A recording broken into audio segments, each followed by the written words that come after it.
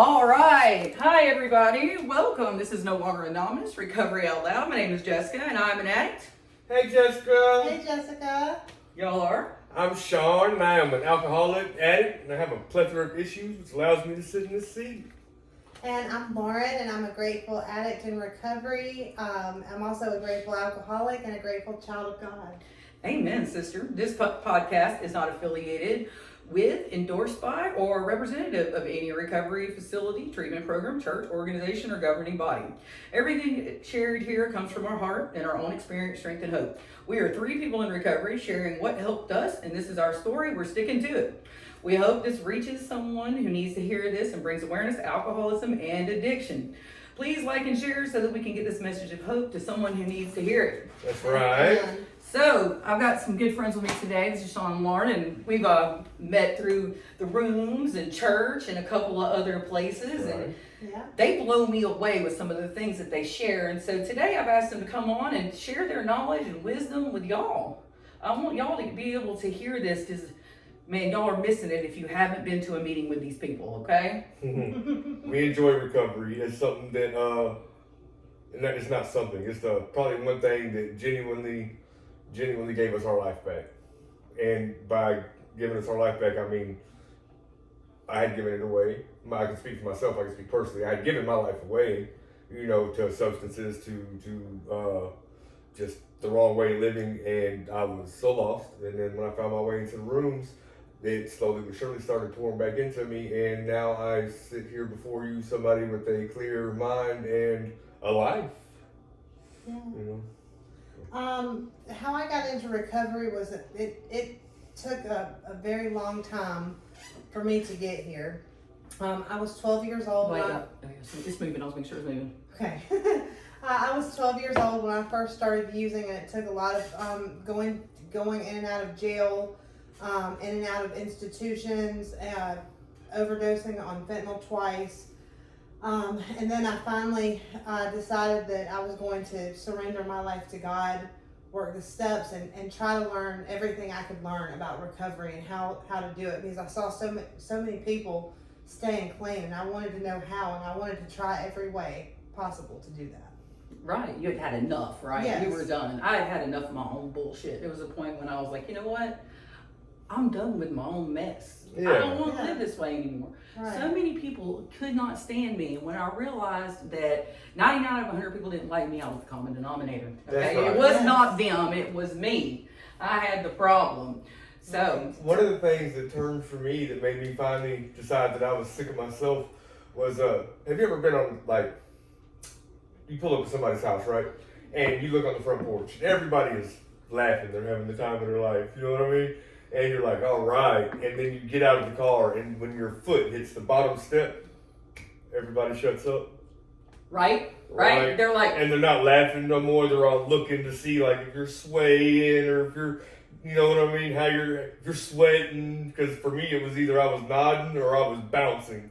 Right. And I just got so tired of, like, everybody having a good time until I pulled up. right? That was just, and that didn't cause me to stop. That was just one of the things that made it click. One of the many things that made it click in the back of my head. That was like, maybe you do got a problem, bro. You know what I mean? And when it finally hit, I was like, yeah, I've had enough of my shit.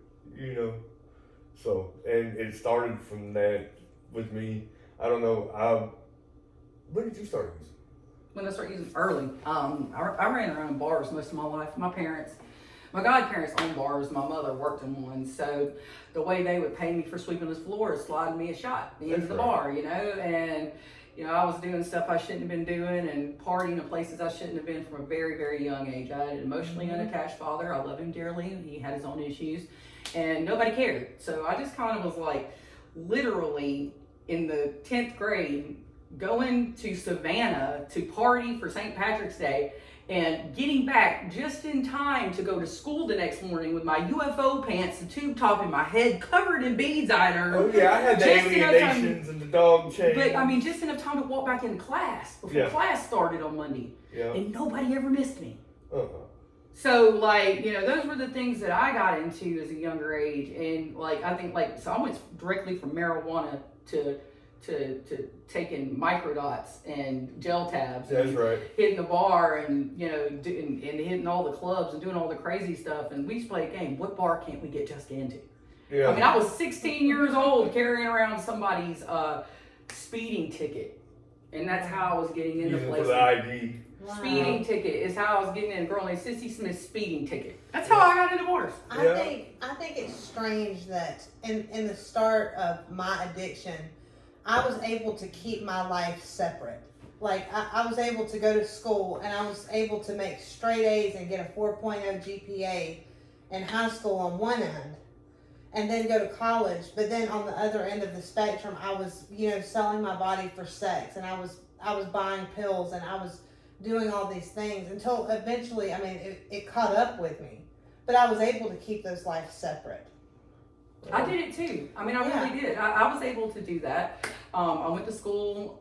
I did end up getting a GED. I dropped out the last semester and was like, you know what? I've got one credit left and I really don't care.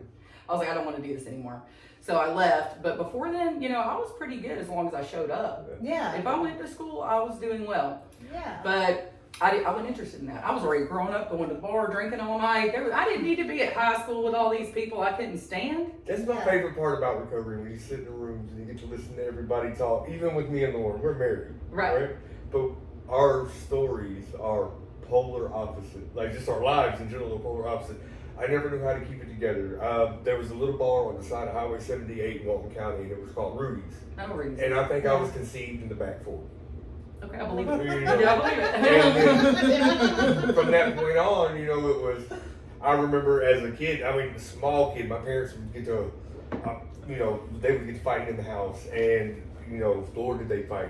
And I remember, like, my dad would leave, and hell, he'd take me with him. And I was tiny, and I remember they would set me up on the bar in the back by the pool tables, and just sit me on top of the bar, and I would hold everybody's beer while they shot pool. Right. You know what I mean? Because we didn't have to have an ID to get in there. You know what I mean? That's Well, a back biker in the bar. day, the bar when I hung out, you didn't have to be 21. No. See, so Michael's Law came in when I was about 35, and Michael's Law was set in because a child got killed at a bar. He was a bouncer. Yeah. So if you were not 21 years old, you cannot be in a bar, and you cannot even work in a bar. Okay, so I was already 21, so it didn't affect me. Right. But now, if you have more liquor sales than you have food sales, count it. And you allow smoking in your bar, you're not considered a bar anybody Yeah. under 21. But back then, they didn't care. Yeah. And see, we never had school. Like, the way I talked about school. I never had school. I completed 5th grade. Was the last actual grade I went first to last day. 5th grade. I didn't get my GED. I was in prison, and my oldest daughter called, and I'm in the hole. I'm sitting in the hole, and I remember the warden and Doc came up to me and slid me the phone up under through the food tray hole and was like, "Here, Sean." And they had me in this RSAT program, right? Yeah, I know what RSAT is. Okay, well, I as soon as they put me in RSAT, I asked them, I said, "What's the only way you get kicked out of RSAT, like, immediately?" And they were like, "Oh, fighting will get you terminated." And I bulldozed the dude that was standing behind me, just doo, doo, doo, doo. So they put me right in the hole. And so I'm sitting there, and my kid calls, and she's switching to graduates, my oldest daughter. And I hadn't spoken to them. At this point, I had been locked up like 13 months, and I haven't spoken to anybody. Nobody. I don't like to call out from in prison because I don't care what's going on. There ain't nothing I can do about it. You know what I mean? And you never get a phone call in prison. I was wondering, always- when you said you got a phone call, I'm It's sitting here always going, it's always bad news. So I was expecting horrible news. Well, she told me, she was like, she's I graduate this year, and you're not gonna be there. And I was like, huh. And she was like, that's not what I'm pissed off about, Dad. What I'm pissed off about is you told me you would never ask me to do nothing you didn't do. And I'm graduating this year. And I was like, huh. So as fate would have it, I had some buddies of mine from Walton County that I had been running the streets with my whole life. And they tutored me in RSAT, taught me how to read, write, and I got my GED. And I came home exactly a week before she graduated. look at So that. I made graduation pictures and I graduated before she did. So I have never asked them to do nothing that I haven't done. You know what I mean? And but that was one of the, and that still wasn't the turning point. That was just one of the many times I've been incarcerated, and one of the few things good that happened while I was in there. Because when you're especially in a program like RSAT, it's a substance free. You're not getting cigarettes in RSAT. there's no cell phones, there's no cigarettes. It's, you know, It's kind of like a boot camp, right? it's almost like a boot camp, and Right. and I get down with that because I've been, like I said, the last grade I may have graduated was 5th grade, but I have graduated every YDC, RYDC boot camp program. You know, like I was that my entire life. The constant. You know what I mean? That's what I know. You know what I mean? I can either, and I used to tell folks all the time, I can either work a hammer and a tape measure, or I can work a set of digits. Whichever one we're gonna make it. You know what I mean? And I did good like that. I sent all my kids. They didn't really hurt for nothing. They were poor. You know what I mean? But I had babies when I was a baby. My oldest daughter was 25 almost. Mm-hmm. And if you can do the math with that, that would put me at 16. There you go. So I didn't have a license, but I had a kid. Wow. You know what I mean? And then I had another one, and another one, and Another one. now I have a 22-year gap in between my youngest child and my soon-to-be next child. Crazy. We understand Yeah. completely. So you said that you'd still not had enough. When was the point that you did?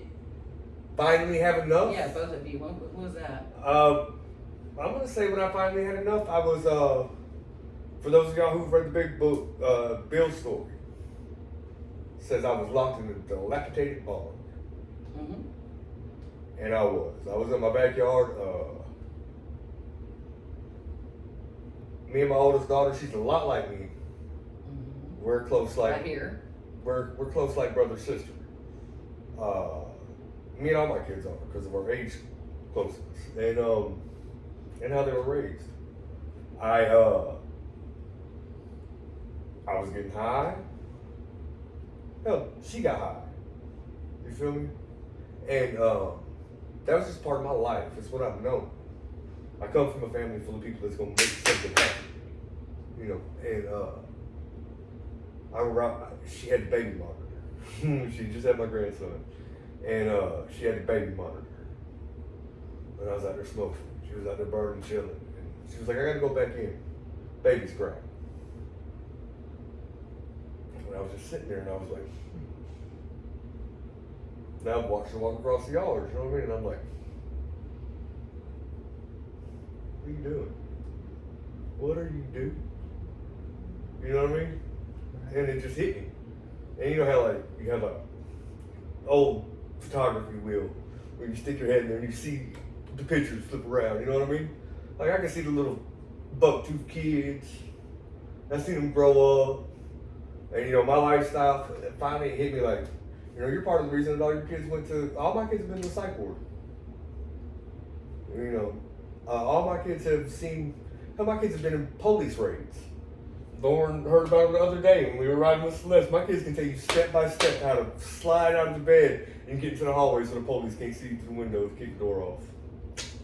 And that was normal. For me, that's how I was raised. You know, and I just remember seeing her go across that yard, man. And I was begging. At this point, I was begging. I had trashed a 20-year marriage. I had trashed everything else, and just over and over again. I had tried, I trashed it. I couldn't seem to get my feet up under me. And she was walking back across there. I grabbed my little pipe. I sat my little 38 on the table, and I'd hit it. I'd pick it up, and I'd spin it, and I'd click. I'd hit it, pick it up, and I'd spin it, click. You know what I mean? And I told him, I was like, "Bro, you know, I'm tired of this. Like, I'm sick of this. I'm so sick of it. I'm tired of being institutionalized. I'm tired of being in these streets." And look what it's doing to my kids. My kids, two of my daughters do not mess with drugs, but my oldest daughter, she followed him up. She likes to hustle. You know, she was just like me. She's raising it though. That's She how was she's right raising it. beside me. Right in it, yeah.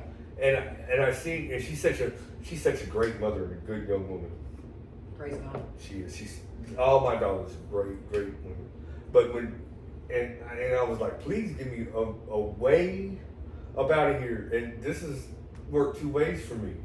I heard something so loud that night when I was asking what to do, tell me to run. Run. Loud. And I thought it was somebody outside my building. And I had just hit my pipe, so the next thing I was going to do was click, right? Because I was just waiting on the right round. And it said run so loud, man. I remember I booted that barn door open and hung out of it. When I pulled, that thing said, "Pow!" Wow. And I said, "Huh." That's powerful. And That's that's not powerful. the powerful part. That was just me getting tired of doing drugs. The powerful part is I had a phone, and it's 2:30 in the morning, 3 o'clock in the morning at this point, and my phone dings, and it's the Haven Detox Center letting me know my bed's ready, coming up open, and I had not filled out for a bed in no damn rehab. I had not.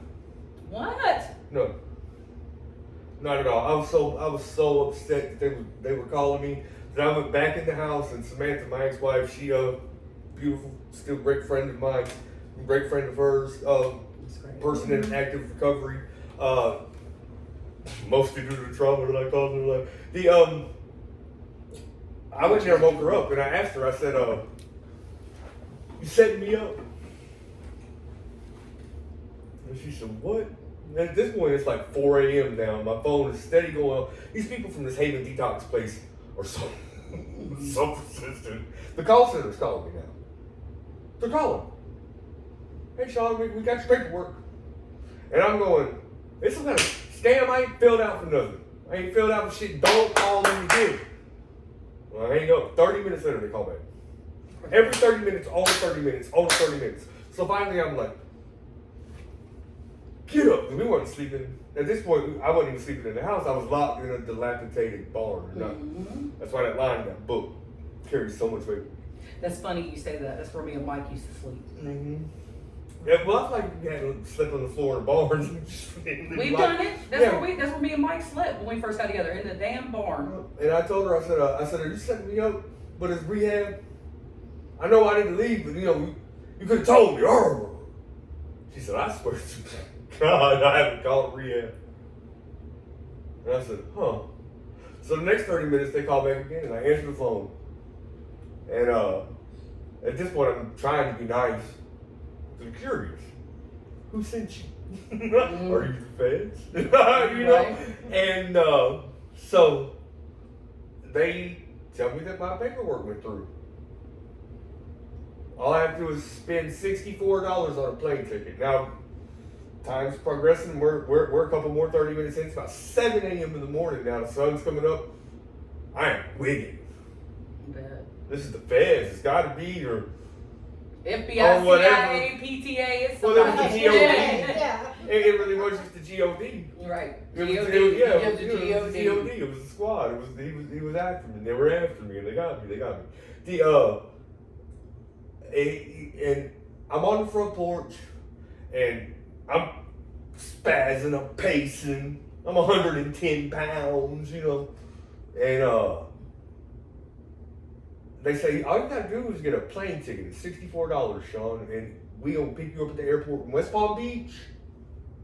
And Not only that, he put you in the Palace Passages of the Malibu. listen, Yeah. and Look at that. I said, Dang, and, I always consider myself, and the worst part about it is how you trick yourself when you're high. I'm like, man, I'm hustling, I'm selling all this stuff, I'm doing all this stuff. I didn't have $64 for a plane ticket, man. I didn't have it. I had a key and some other shit. Oh yeah, you had something to get I high had, with. I had a plethora. That's what I'm saying. But I could not get ahead $64. $4, right? I get it. Okay, so him again, the same guy that tutored me in RSAT, pulls up in my driveway. Boom, told you he's one of my homeboys from the street. We don't talk every day. We don't talk every month. We don't talk every 6 months. But he pulled up in my driveway at 7 o'clock, and he hopped out and he said, "Man, you on my heart today, Craig?" And I said, "Oh, actually," I said, "Get the fuck out of here, bro. Not today. Not today." And he said, "No, man, you on my heart, bro. What I need to do for you? What's going on? Look at you. You a mess. Again." That's the story of my life. I'm a mess again. You know what I mean? And I'm like, man, this the feds. Look at this. By the time I hand the phone, another 30 minutes has passed. These folks called me every 30 minutes on the 30 minutes for 2 days until I got on that plane. Every 30 on the 30, my phone rang. So it rings again. Hey, Sean. Hey, Sean, we got everything lined up, buddy. How are you feeling? Are you okay? Don't get high. Don't get high. Every 30 minutes. Don't get high. Don't get high. Don't get high. I handed him the phone. He says, what do I? He hits him with the 50 questions. You know what I'm saying? He's steady. Bro, this is legit. This is legit. And I'm going, ain't no way, bro. Ain't no way, bro. You know? And he says, legit. What do I need to do to get them to you? And so I got somebody's plane ticket. He said, Samantha, sis, what's your cash app? Boom, there's you $100. Well, get you a hamburger. You need one before the flight. You need one, right? You know, so they send me to West Palm Beach. And I get to West Palm Beach, and this is my first go around with this place. I don't want anybody to mistake me for a one-chip wonder. I don't want anybody to mistake me for something that has somebody who has their ducks in a row, because my ducks are doing a little fly-V thing in the back. They're scattered. I mean, still to this day, I'm in a much better position in life, but, you know, but I get to the Haven, and this dude who I ended up joining a recovery motorcycle unit for AA, which is my book, and down there, but at first he was just my house parent, right? And he looked just like Santa. And on the way to the airport, I'm doing my drugs or whatever in the car with Samantha, who's against all this shit, 1,000, but we've been married for, at this point, like 17 years. So she was just like, whatever it is to get you the hell on and get you some help, you know, and away from me. You know? Amen. So I'm in the back seat and she's driving, you know, to the airport, Jeeves. You know, I'm gonna sit back. Home, James. Yeah, and I'm gonna sit back here. And so I get on the plane. I wouldn't know I made it through the airport security. I wouldn't leave my guitar. So my carry-on bag was a 6-string guitar, and I had a little gym bag with 2 pairs of shorts in it, some socks, I think. And I'm 2 weeks up, a mess. I'm a mess. And so I get off the plane in West Palm Beach, and there's Santa at the bottom of the stairs, and he has my name spelt wrong on this sign. Well, it's not exactly the normal spelling, so. Well, mine, He says, well, you know, mine is Heaven forbid somebody spell it SHON and it'd be like, you know. Well, he had it SHAWN.S. And from the top of the escalator, I yell, hey, you fat motherfucker, that's not how you spell my name. Oh, bless his And heart. I missed the step. I'm drunk. I'm a one drink drunk that is not gonna stop drinking. You understand? Oh, me too. The first one gets me drunk every time. Yeah, I'm there. But it's the 40th one you gotta start worrying on me about. Because that's where I'm going. I don't drink. Oh, yeah, I don't drink too. I don't drink for the pleasantry. No, me either. I drink for the effect. Amen. And I drink to maintain that effect.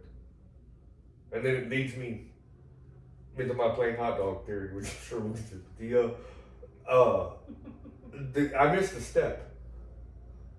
So I'm tumbling and sliding, and I finally catch myself on this escalator. And I stand back up, and I'm at the bottom. And this big, bald-headed, bearded man and he's an older dude. He looks just like Santa. We all call him Santa. His biker name is Santa. And he just picks me up and hugs me. And it's gonna be okay. And I said, whatever you say, Chief. You know, at this point I'm embarrassed. I'm just ready to get in the car.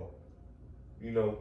Right. So we're walking out of the airport, and I guess somewhere through my stumble I had kind of pissed on myself a little bit, you know, and through all that I never dropped my guitar. You know.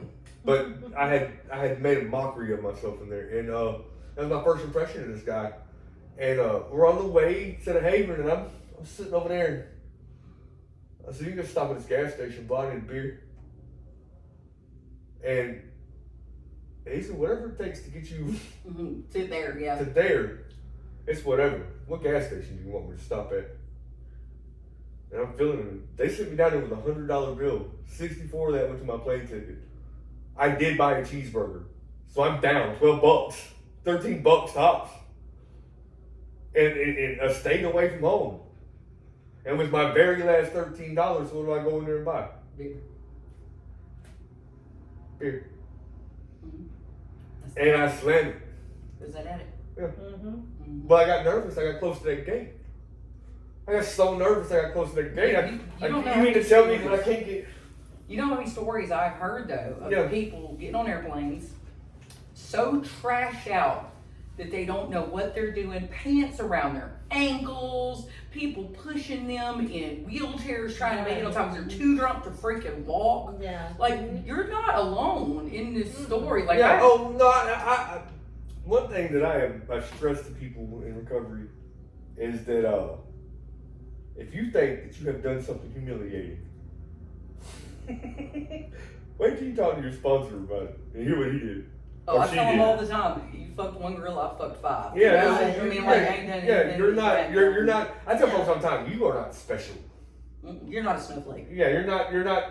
You're not special. Well, and that's the self-centeredness of our disease. That's right. And what I mean by self-centeredness, I don't mean greedy. I don't mean selfish. I mean, in our brain, we come up with this big ego. Like the first time I walked into a Celebrate Recovery meeting in Florida, it was nobody's ever done the horrible things that I've done. Nobody's ever put my children through the horrible things that I've put my children through until I got in there. And this guy shared and said that he had ripped a drug dealer off. His 3-year-old was on the porch, and they came and did a drive-by, and his 3-year-old daughter died. Oh, bless her. And I'm like, okay, well, maybe my problems are not that bad.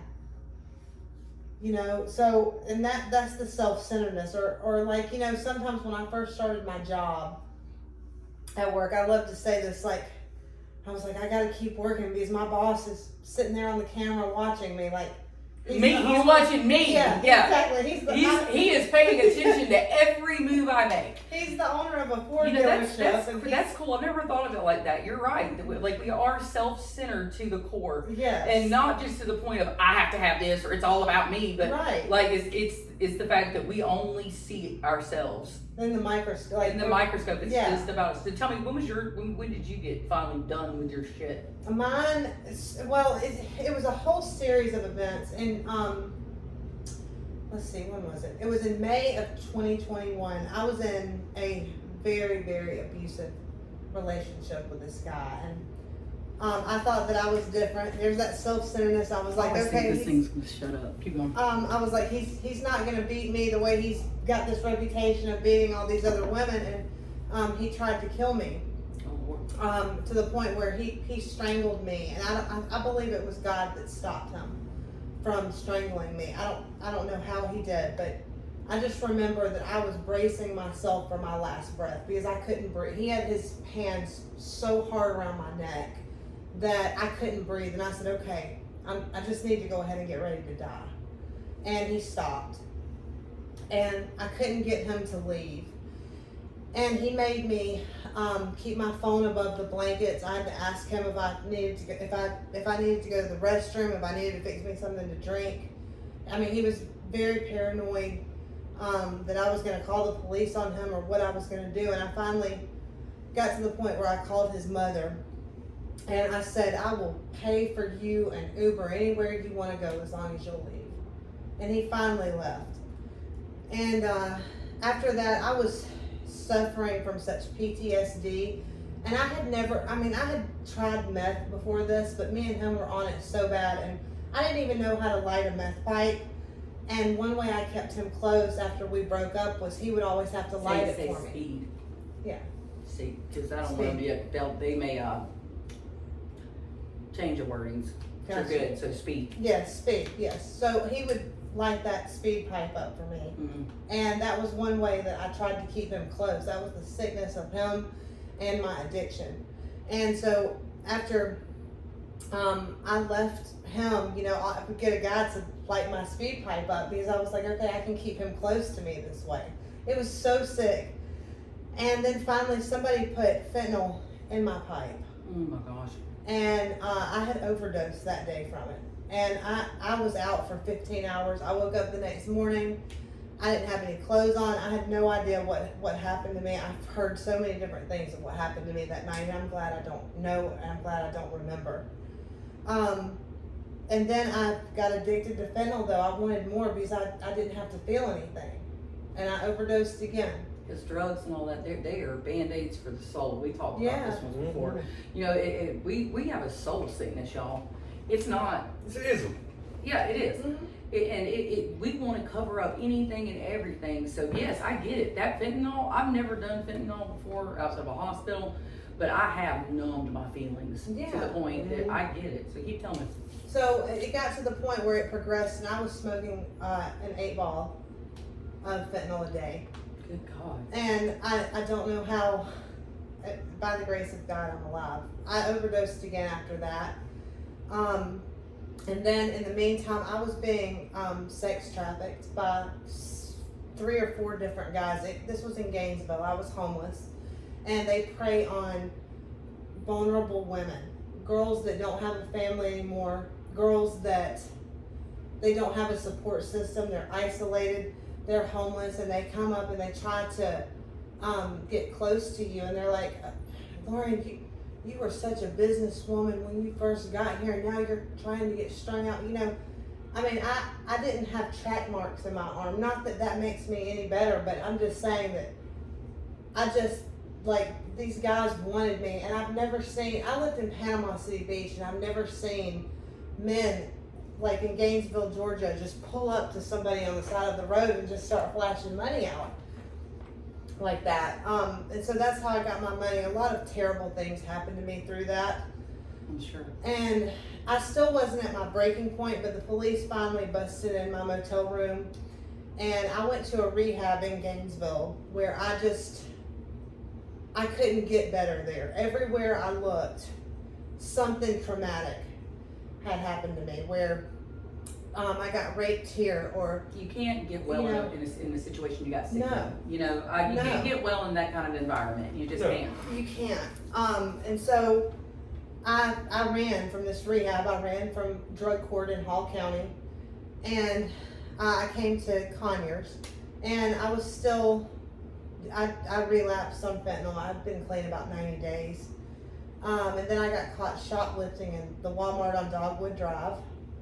And I met Miss Kim, who's the director of our House of Restoration in the jail ministry. Big shout out to our Yes, house we restoration. love our House of Restoration. Yeah. If they have opened a men's. They have Yes, they just have. have opened the men's center. There are beds coming available, ready and willing to help. Yes. Y'all message if you have any questions.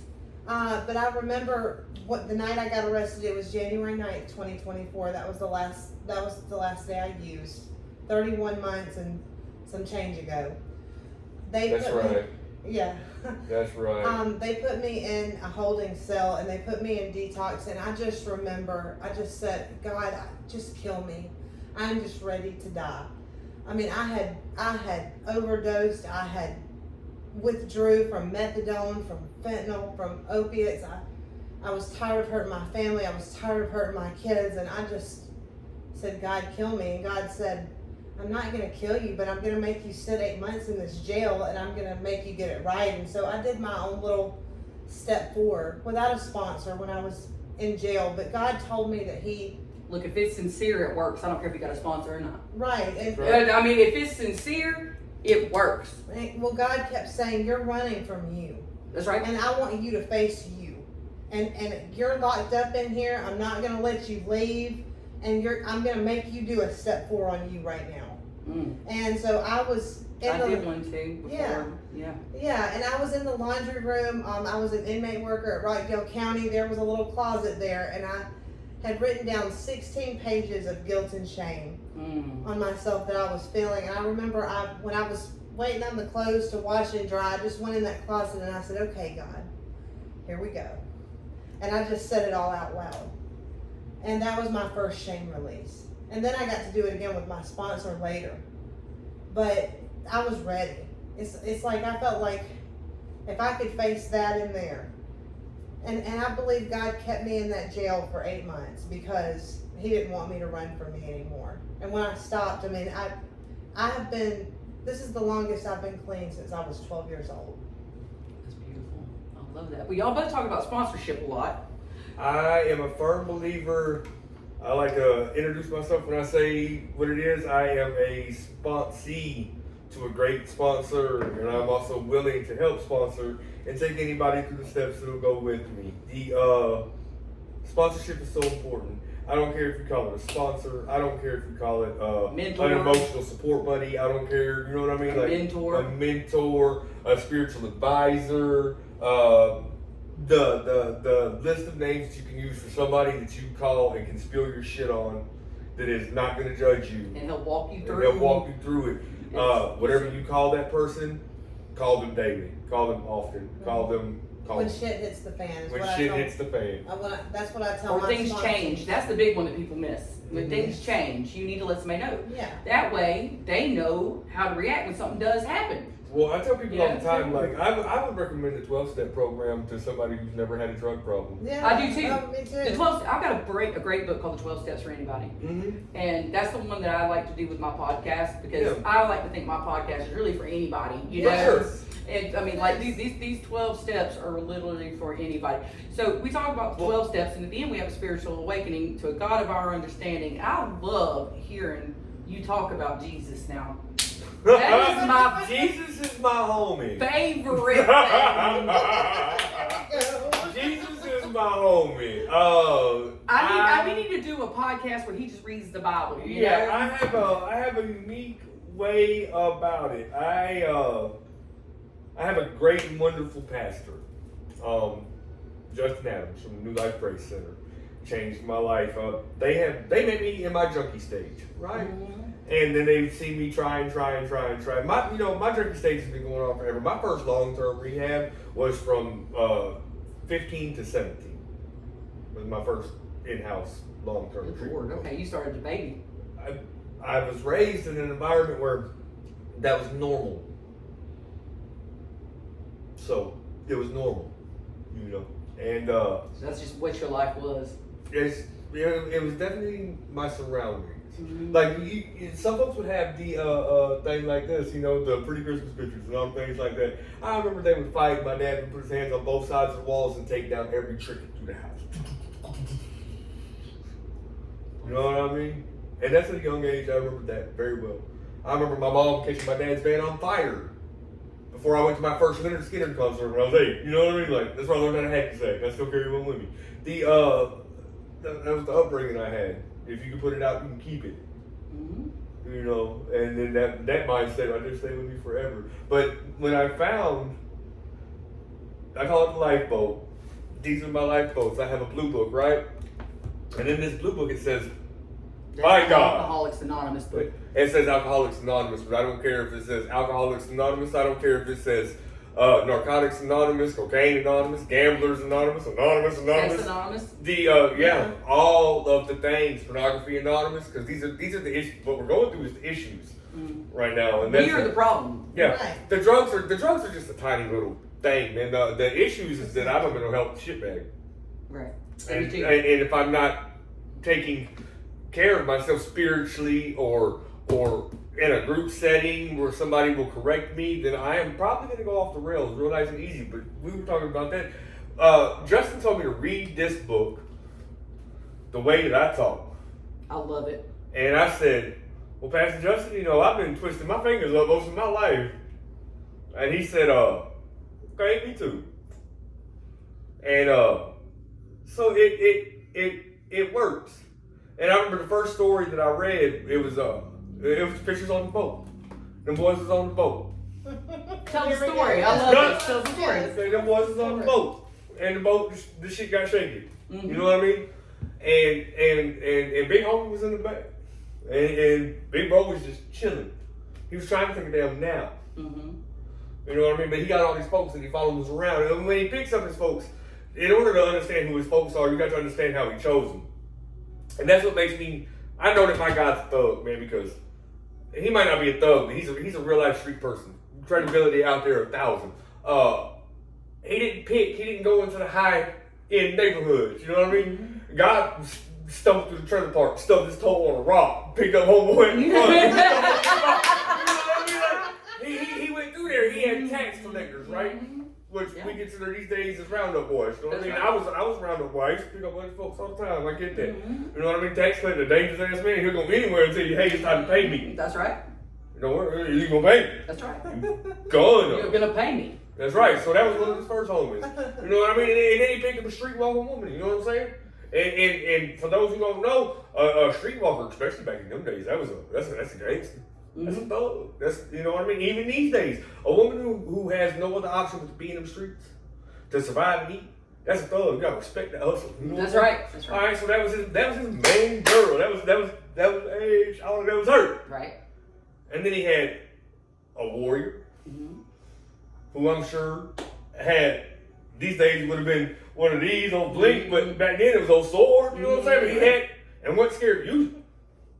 You know what I mean? So we had murderers, killers, robbers, tax collectors, prostitute. That sounded a lot like my game. This does sound like mine. That sounds a lot like my game. You know what I'm saying? So that's my understanding of him. I said, damn, he rocked the same folks that I rock with. Like, he picked them up. That's the same folks that I associate with, so I get it. You know what I mean? Right. That's the same folks I live my life around still to this day. That's why people in church don't get it. Jesus didn't hang around all the perfect people. No, not at all. And then, you know, when he said, you know what made me know that Jesus is real for starters? Look, one thing for certain, in the streets I know this, a motherfucker not gonna die about a lie. Right? Right. Right.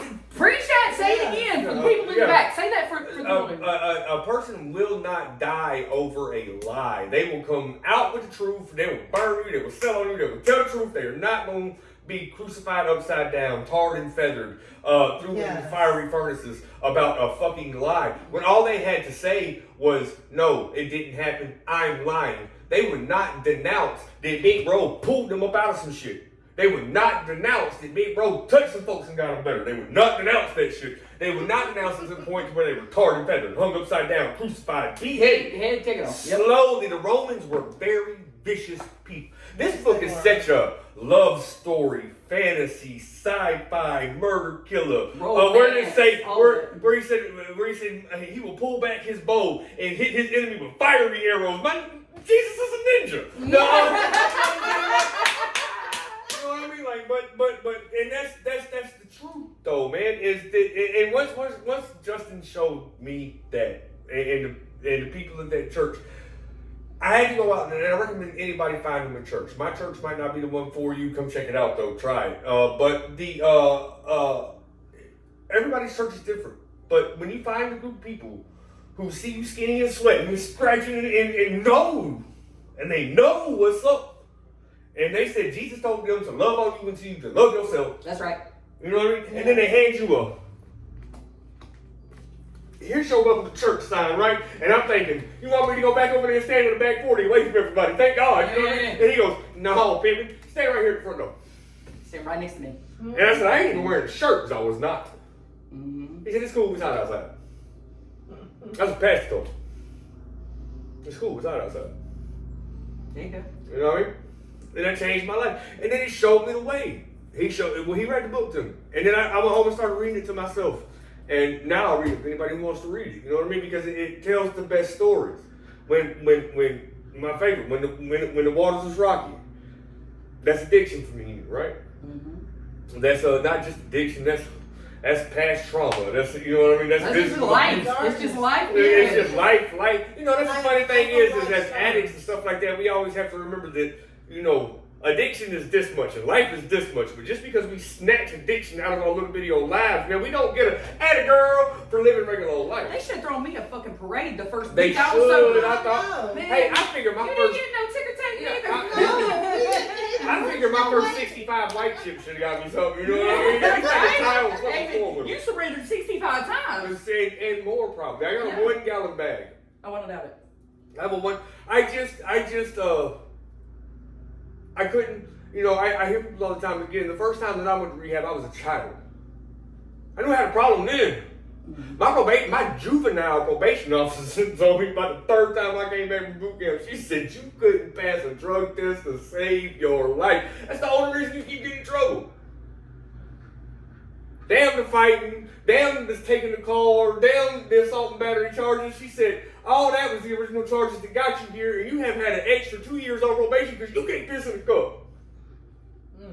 I come right home from boot camp at 14 years old. Right home and have to be at that probation office the next day. I just did 6 months of fucking boot camp. I ain't had a drop of drugs in my system. And 24 hours later, I go in there and melt the cup at 14, 15. Melt it. I used to tell them all the time, I just want to see if I can make it crinkle a little bit. You know what I mean? I used to tell them all the time, water bad for you. It is, isn't it? Yeah. And you know, we did all that stupid shit because we were addicted, but it all led up to the point we didn't want to face ourselves. Well, my biggest thing about that was I would bring people home. I'd be like, oh, this little girl at Walmart ain't got nowhere to live. Tell me about your life so I can fix it for you. Yes. And my house is crumbling all around me. Right. But to avoid looking at my fucking self, I look at you. Yeah, I'm going to look at you. I'll take your inventory The before I three take And fingers. today, I ain't got time for somebody else's No. bull. No. You know what I'm doing? I'm fixing me over here. Yes. And I will help you if I can. Right. But no, you're not moving back in my house. You're not sleeping on my couch. You are not eating my food. I will help you if I have the Oh, opportunity. baby, thank you for the couch and the food. And the nursing me back to life. That's different. That's different. No, it's not different. It's not different at all because as a person with an addicted personality, right? No matter how, I don't care if you got 30 months, 30 years, or 30 minutes. You can always, it's waiting. It's waiting right out there. Mm-hmm. Always. I was in my second time through the Haven, that place in Florida I was telling you about, right? My second time through there, because the first time was just a, you know what I mean? You just get your foot wet. Well, I couldn't give it all up. Yeah. I got so many white chips because I was like, oh, here, you want the heroin? Take it. But I'm keeping the rest. Right? It's in my pocket. That's what you mean, it's in my pocket. Oh, you want these pain pills? That was the hardest thing I ever. Yeah, that's hard. Here you go. They fake these days. They killing me every 3 or 4th one. You know what I mean? I'm tired of people having to Narcan me and bring me back to life anyway. So there, take them. You know what I mean? Oh, you want the speed? That's a take it. I still got my alcohol. I still got my weed. You know what I mean? And then here's the alcohol. But see, I couldn't figure out how come I could only get to that part. I could only get to give you the alcohol because I was gonna keep that weed. Tell us about the hot dog. And here it comes, the hot dog theory. This is so important. I was gonna keep that weed. Now, for me, I have come to find out that very few human beings on the planet like a plain hot dog. Hot dog bun. Kids usually. Yeah, well, and not many. Most kids want ketchup. You know what I mean? Or some potato chips or something with it, but not just a plain hot dog. You mean bun though? You can have a bun or no bun. Just a hot dog. Just a hot dog. Just a dog. That's the alcohol. Dog. That for me is the alcohol. Okay. Okay, and once I had that alcohol, then I want to put my hot dog in a bun, That's right. And Boom. minor condiments. and then I want to run them condiments. I want some relish. I want some onions. I want some. You got chili, nacho cheese, another damn hot dog. Shit, you know what I mean? A plethora. You're eating a damn plate with some hot dog. That's it. I play with some hot, but that's exactly how my addiction is. Okay, and then I couldn't figure out how come once I got that, then I made my hot dog. And when I only had one hot dog, it just took me 6 months to digest it. Right? You know, but I could give it all back up again. I was back down to this weed, right? Mm-hmm. And nobody made me quit smoking pot. I have a medical marijuana card in my pocket for mental health issues, which I no longer take mental health meds for because I work a program and I look at myself and I'm open and I take suggestions. But my theory on this went like this. I had an epiphany.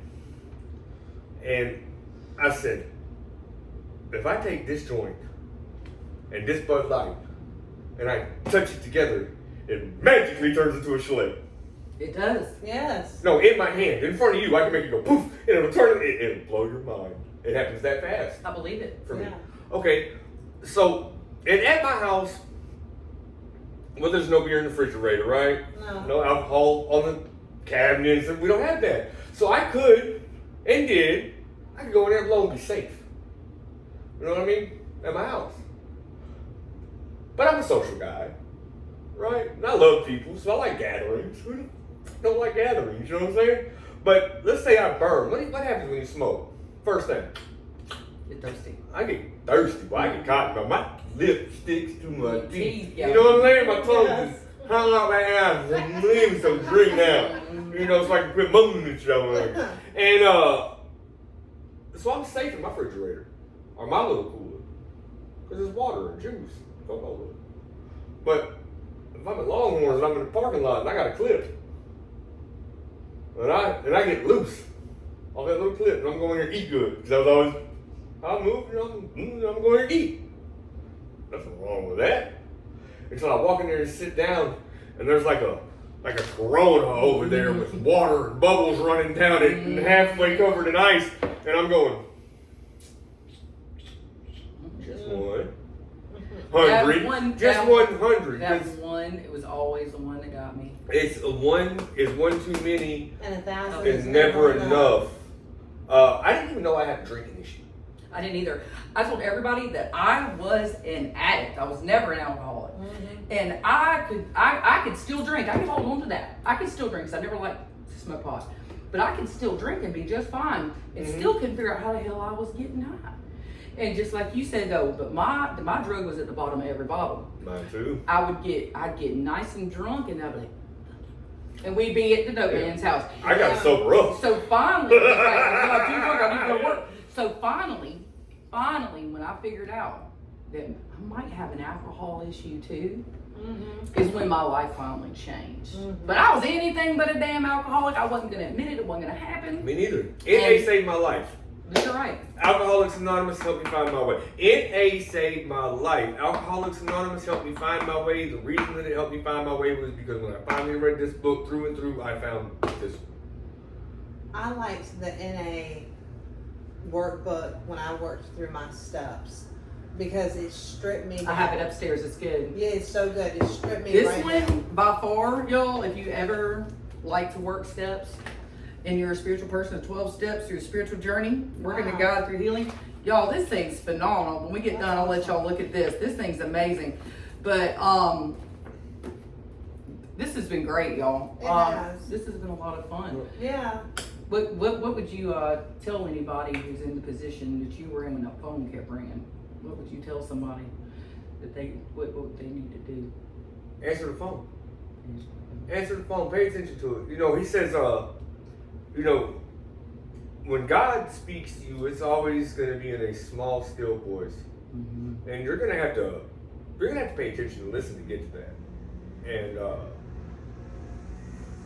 listen. And when you hear it, don't think the phone's tapping, it's feds watching, because I did, and it took me a lot longer than it should have.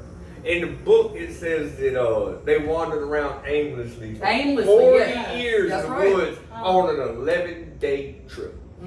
That's what we do. That's what we do. Yeah. That's what we the do. That story is of my the life. truth. It Oh my is. Lord. It is. On an 11-day trip, we wander around aimlessly for 40 years. Yes. But he provides us. It says there was manna on the ground, fresh every day. Every day we Yeah. work without. My guy told me like this. He said, "Little bro."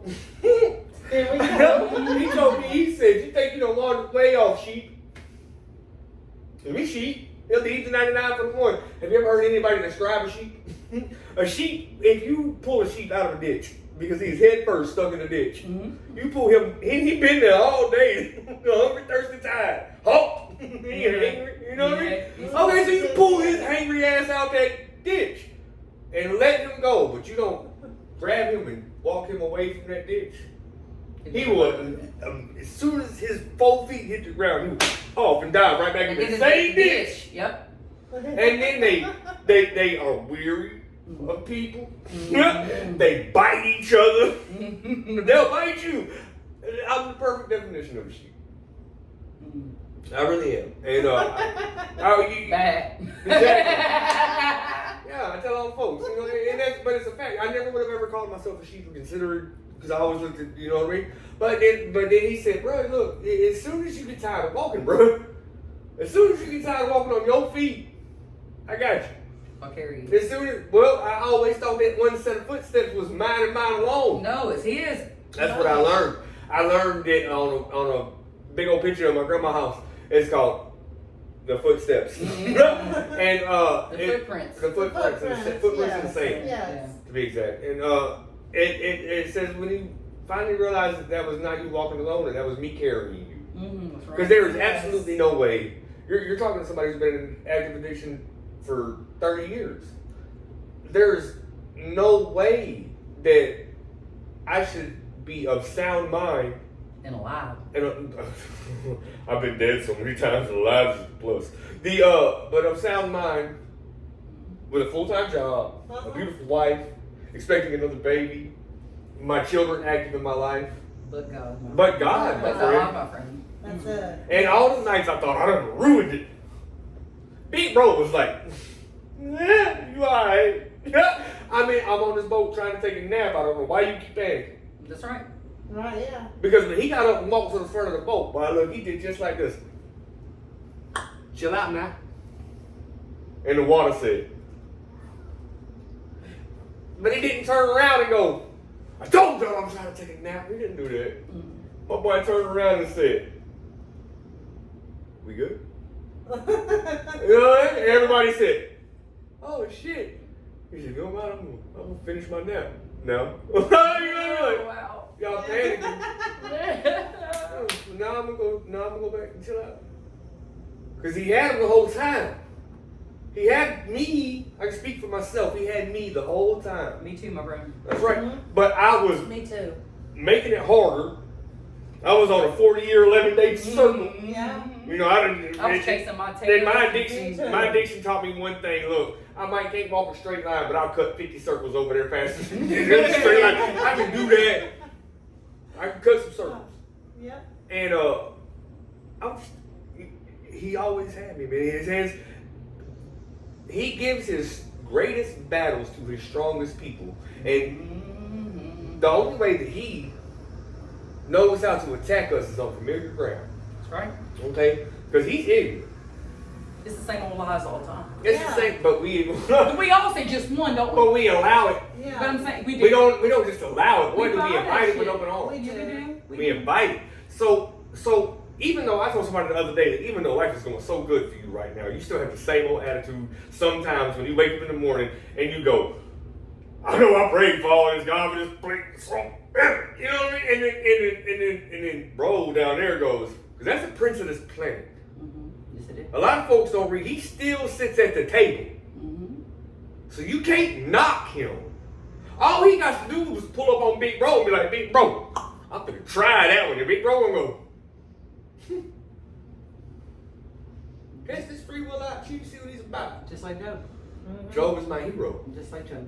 Yeah. Job is my hero. They got together and talked about what they was going to do. Yeah, that's what I try to tell folks. You think because you live a certain way that challenges are not gonna come. No, baby, he will open the floodgates on your ass. He will let it happen. It's up to you to show him that what you were saying is what you were walking, not what you were saying is what you were saying. What you are saying and what you are using your mouth for, true enough, it's important. Remember, that shit is not worth. This shit ain't worth nothing unless deeds are in motion. For action. That's right. Unless if I tell you, and I know you've heard me say it 1,000 times, you will never see me walk into a conversation without my books. No, I've never seen you without a period. You'll never see me go anywhere where I think I'm fixing to talk to somebody. Takes them everywhere. With I I've take never seen him without. yeah. Because action, well, talk without action. What Kevin Gates say? Merely a dream. Well, and it's also about integrity too, and that's a spiritual principle that I try to carry with me. And integrity means I'm still doing the right thing when nobody else is looking. That's exactly right. Yep, I learned that from Exactly my aunt, who's right. also a teacher. She was Yeah. doing the right thing, whether somebody's looking at her. That's the or hard Yeah, shit, ain't it? it is. Mhm. To actually sit back and be like, when I was cleaning out the van, that was the hard shit. Oh. I was cleaning out my mess after I had got my feet back up underneath me, and I just needed to organize my shit. And I'm cleaning out, and what do I find? And bad enough I've been riding around with it. Didn't even know. But now I'm at home and I'm alone. And I'm fresh back on the boat. Shit rocky. You know what I mean? I'm not trying to be out there and do nothing. And I find that shit. And it was like, my last 3 ones, I went 18 months. I had a good run. 18 months consecutive. They stayed on drugs. And the wind was blowing northeast at 4 miles an hour. I had the window down. I was listening to Kevin Gates, and I knew I should have went right, and I went left and landed on High Rock. Okay? And that's how that went. That was my relapse. I've never had a relapse in chaos. You understand? Oh no, mine was just because I wanted to. I just went out and did it. Nothing really wrong. Yeah, nothing wrong. I'm prepared. No, I have had ones like that, but No, most of the what I'm trying time. to tell you is I am so prepared for wrong.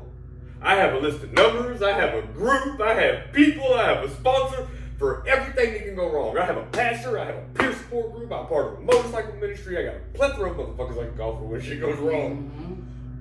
But what about when you got $3,000 or $4,000 put up and the sun's shining and your favorite song on the radio and life is good?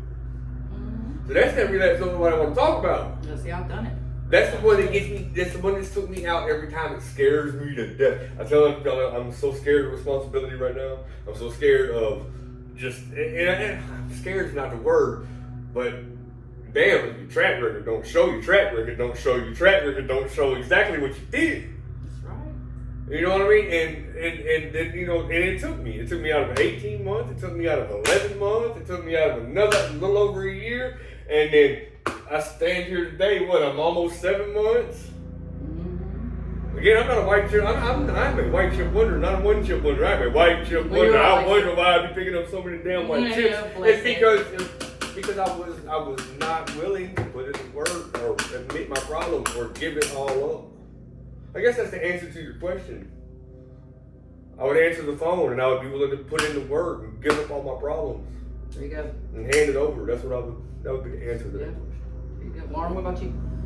Mine would be the basics of my recovery. You know, those principles of step one, and I call them SHOW. That's my acronym. Surrender, honesty, open-mindedness, and willingness. That's right. Stay open-minded and stay willing, and don't be afraid.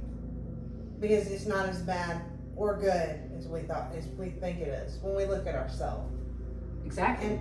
And you know, and feelings are valid, but they're not facts. I think that was another problem that I had. I always talk to him about this emotion regulation, is what I like to call it. Is we want to go out and get high when we're really, really happy, when we're sad, when we're pissed off. My biggest one now is angry. When I get angry or hurt really bad, that's my biggest trigger. And I literally have to sit and pray that I don't get up and go do something stupid. Yeah. When I get like, no, I haven't.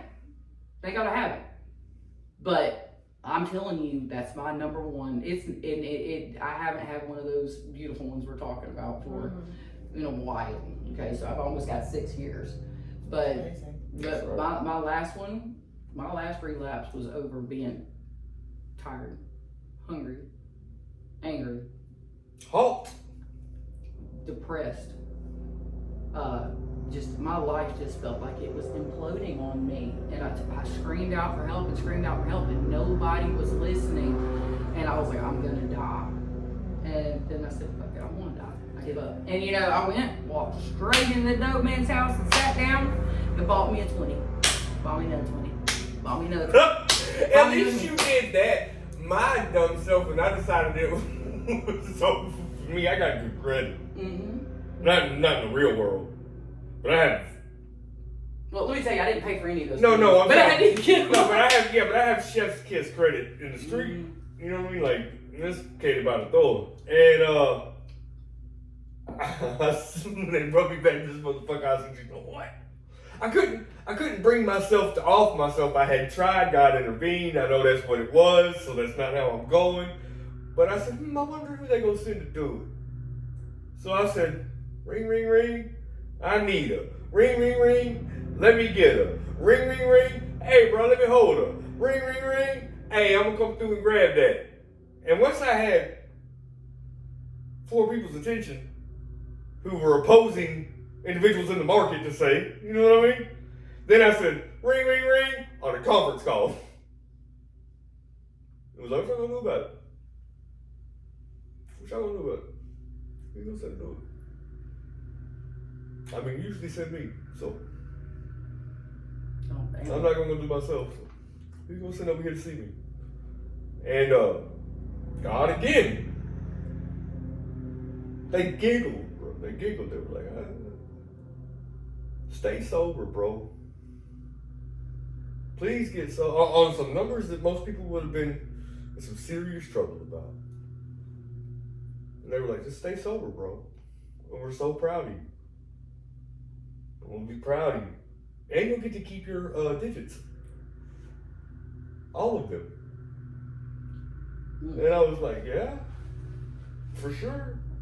And then God gave me her. I have a lifelong running joke with my kids or any of my close friends, and they say, when they ask me, Sean, what do you want out of life, right? And my answer has always been real quick, because I'm a quick, jazzy individual. I'd say, a big booty white girl on a 4-door Lexus, of course. Who doesn't want that? Right. So I meet her. When the first time we meet up, she's like, meet me over here, blah, blah, blah. And I'm like, yes. And I pull up, and there's this little short, big booty white woman. And what is she driving? A 4-door Lexus. And I told God right then, you know, when you think nobody's listening, nobody's listening, he has a sense of humor. I wonder if he giggles. Oh, I know exactly. Look, I'm gonna tell you what. We were talking about that this morning. When Kennedy was born, I was laying up in the hospital bed waiting to be induced, and I said, you know what? Because I've been in labor quite a few times for a very long time. And I'm like, you know what, Mike? I think if I could just get this done real quick and didn't need no medicine, I could probably just be all right with that. Yeah. By God, I had her in 20 minutes with nothing. Oh, man. God listens. God knows. Yeah. God knows. You gotta be specific gotta in what you telling me. And I've said exactly that. Like, at that very moment, I knew that I could use this. To get what you want. And he would say, 4-door or 2-door? No, you know what I mean? And I would say, Black or champagne? Yes. Yeah. Hers was champagne. There you go. Yeah, There you go. But that's how funny it is. And that's the stuff that we overlook as blessings. And we call them what, a coincidence? No, that's God in That's God disguise. in real time. That's God in disguise. There is no such thing as coincidence. Yeah, No, but it's God in real time. It's real time blessings. I told somebody the other day, I don't even have room in my life right now. Please don't bless me big. I have nowhere to put it. That's right. I don't got nowhere to put it. Our house is full. Our cabinets are full. Our gas tank is full. Our pockets are on empty, so don't get twisted. Calling me. But if your bills are paid, you're well paid. But but paid. it's a different kind of. We're getting the nursery ready. We're getting the We nursery. got new maternity clothes. Brand You new. know, like, Great. yeah, You know, and the phone ringing. The more and more jobs. I got my phone rings every time I stop somewhere. Somebody goes, "Hey, Sean, still got that tape When you measure?" start doing the right thing, people start seeing it and they Yeah. notice it, and things start happening, and God starts moving in your life. You know, I tell him all the time, thank you for the seen and the unseen, because I don't know the things that he's doing behind the closed I doors. tell them that God's grace is. And when I catch myself in the mood every morning behind the wheel of that van, I have to catch myself and go, God's grace is sufficient for the day. God's grace is sufficient for the day. God's grace is sufficient for the day. But it is. It is. What is it that Pastor Patterson always says? People are watching us even when we don't realize it, Mm-hmm. even when we don't know it. People are always watching. People are always watching. Yeah. That's right. It's true. Yeah. But they're not, because we're not self-centered. No. Yeah. We try not to be self-centered anymore. No, I mean, you know, confidence and self-centeredness is a fine line. Love and hate, you know what I mean? It's a fine line. Bitchy and assertive. Yeah. Yeah. Yeah. That's Aggressive it. and assertive, fine line. But But they're very close in the same word, aggressive and assertive. Mhm. Yeah. I mean, I had to learn the hard way on that. oh, I ain't quite learned it yet. No, I tell people all the time, I am in process. I live in the single wide on the north, south, east side of heaven. If I'm up there, you know what I mean? Like, I have a long way to go on learning anything. Anything. What I do know is what I learned yesterday, I apply today. And I don't try to push it to tomorrow. That's right. I do not, as a matter of fact, how the cards fall tomorrow, let them fall. Let them fall. I will talk to Big Homie about it. I will call my group about it. I will speak with my wife about it. Communication is key. That way there aren't no weird things going on. Keep going. And I will never, ever worry about what goes on tomorrow. You know what I mean? Yeah. Because it's gone. Right. Yesterday's gone. What is it? The cat alive in the box? Or it's alive and dead in the box at the same time? You know what I mean? Because you can't tell. Yeah. That's our lives in a nutshell. It is. He told me to lay something out. I forgot. Oh. I just remembered. See how she did that? Yeah. I love that. You be doing that too. Who cooks? He does. See? See? I I'm don't not cook. alone. I don't cook either. At all. And see, I do literally everything else, and he cooks. And Yeah. that's okay with me because I don't like it. I did it for years when I was married before, Mhm. and he only ate 4 things. So, like, good Lord, I'm so tired of it. So, I don't mind him getting in the kitchen and You are taking not care of it. tired of chicken. I don't care what your friend just said. I don't like You chicken love either. chicken. I don't like yard bird. I won't eat it. She's Well, I fed just- up with. Well, I'm from the single out on the bottom of the block. You know what I mean? If I got a freezer full of chicken, I feel like I'm balling. So where we got meat every night. You know what Well, you get the real shit on fried bologna. We ain't eating spam. I love fried bologna She didn't- sandwiches. Yeah, I didn't even know about it until he came into my life, and now I love Ugh. them. I'm built different. Fried bologna, that's the way. Potted meat, that's the way. Look, you know what I'm saying? Like I'm You probably show her 20 things to do with potted meat. girl. Look, I can do all kinds. I can go to the cook. restroom. Go ahead and go. You know, we're probably going to end right here because Okay. let's go ahead and end it up.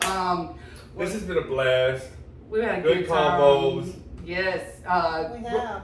Real quick shout out again to Our House of Restoration. Our House Restoration, Restoration. we love you. We got New Life Praise Center, And we Pastor got- Justin, Nick Gilmore, and the boys. We got Faith. Faith We got Tabernacle. Tabernacle. All Faith these Church. places are Faith people Church. that will reach out and help you. And big shout out to Heart of Newton. They just opened up their doors, and Yes. there's new coming NA meetings on the way. So just any Yes, way that yes, they can the reach new out and RCO help. here in Newton County. And on Thursday nights, we also have a 12 Step with Jesus meeting. It is open to anyone who has a story to tell. You don't have to be an addict. No, You could have no. gone through what she went through, you know. Shout out to my sponsor, Lindsay Glenn. Yes, I love Lindsay. you. Lindsay's We the love best you, too. We're gonna have her. Lucas, on. I Let's love let the you, pregnant big girl guy. go to the potty. Y'all have a good one, guys. Thanks for joining. Please.